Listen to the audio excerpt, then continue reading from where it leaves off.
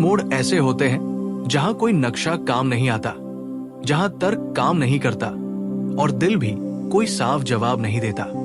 ऐसे पलों में हम विकल्पों का बोझ नहीं, बल्कि मैं कौन बन रहा हूं इसका एहसास महसूस करते हैं। आज की दुनिया हमें सिखाती है सही फैसला वही है जिसमें फायदा ज्यादा हो, रिस्क कम हो या जिसे सब पसंद करें। लेकिन भगवद गीता हमें कुछ और सिखाती है। सही निर्णय वो नहीं जो सफल हो, बल्कि वो जो तुम्हारे भीतर से मेल खाए। कुरुक्षेत्र में अर्जुन को रणनीति की दुविधा नहीं थी, उसे अपने कर्तव्य और अर्थ को लेकर भ्रम था। कृष्ण ने उसे कोई तैयार प्लान नहीं दिया, उन्होंने उसे दृष्टिकोण दिया। यही गीता को एक आध्यात्मिक ग्रंथ से ऊपर एक निर्णय लेने की ध्यान यात्रा बनाता है। अब चलिए जानते हैं सही निर्णय क्या होता है। डर या दबाव से नहीं, आत्मिक विश्वास से लिया गया निर्णय कैसा होता है। श्री कृष्ण कहते हैं जो निर्णय सत्य पर आधारित हो वो भीतर स्पष्टता देता है, भले ही बाहर अनिश्चितता हो। जब आप कोई ऐसा फैसला लेते हैं जो आपकी आत्मा, आपके मूल्य और आपकी आंतरिक सच्चाई से मेल खाता है, तो वो आपको बाहर से भले ही मुश्किल या असहज लगे, लेकिन भीतर एक गहरा संतोष देता है। इसका मतलब ये नहीं कि डर नहीं होगा या आप तनाव में नहीं आएंगे, बल्कि ये है कि आपकी आत्मा उस निर्णय से सहमत होगी। उदाहरण के लिए, अगर आप किसी रिश्ते से बाहर निकलते हैं क्योंकि वो आपकी गरिमा या शांति को तोड़ रहा है, तो बाहर वाले कह सकते हैं तुमने हार मान ली, लेकिन भीतर आप जानेंगे मैंने खुद से ईमानदारी रखी है। सत्य में स्थिर निर्णय ही शांति देता है, परिणाम नहीं, प्रक्रिया मायने रखती है। श्री कृष्ण कहते हैं जो आत्मा संदेह में है वो भीतर से विभाजित है। संशयात्मा विनश्यति, जो व्यक्ति शंका से ग्रसित है वो न इस लोक में सुख पाता है न परलोक में। इसका कारण यह है कि जब हमारी बुद्धि, भावना और आत्मा एक ही दिशा में नहीं होती, तब भीतर ही भीतर संघर्ष शुरू हो जाता है। दुविधा में जीना ठीक वैसा है जैसे एक पैर आगे रखना हो और दूसरा पीछे। आप कभी आगे नहीं बढ़ पाते। इसलिए सही निर्णय का पहला कदम होता है भीतर एकता लाना। जब आप अपने आप को ठीक से जानते हैं, जब आप समझते हैं कि आप किसे महत्व देते हैं, तब विकल्प नहीं, दिशा दिखने लगती है। श्री कृष्ण कहते हैं दुनिया जितनी शोर करती है, अंदर की शांति उतनी जरूरी हो जाती है। आज की दुनिया में हर किसी की राय है। यूट्यूब, इंस्टाग्राम, दोस्त, परिवार, एक्सपर्ट, गुरु, हर कोई आपको बताएगा कि क्या करना चाहिए। लेकिन गीता सिखाती है धर्म का रास्ता बाहर से नहीं आता, वो भीतर के मौन से उभरता है।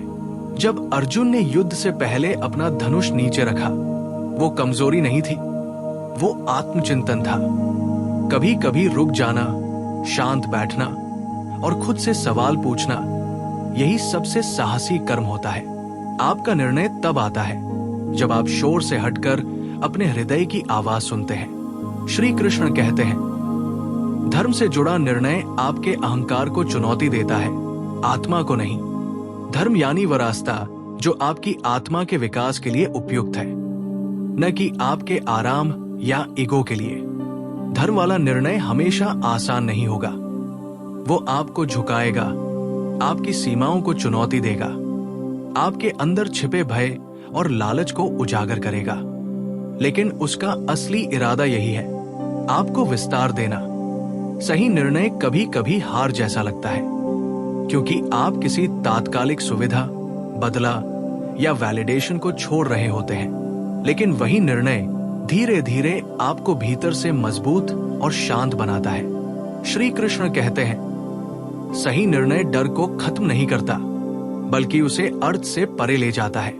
डर होना स्वाभाविक है, पर डर के कारण निर्णय बदलना आत्मा से समझौता है। गीता में कृष्ण ने कभी नहीं कहा डरो मत, सब कुछ आसान होगा। उन्होंने कहा अपने कर्तव्य को निभाओ, परिणामों की चिंता मत करो।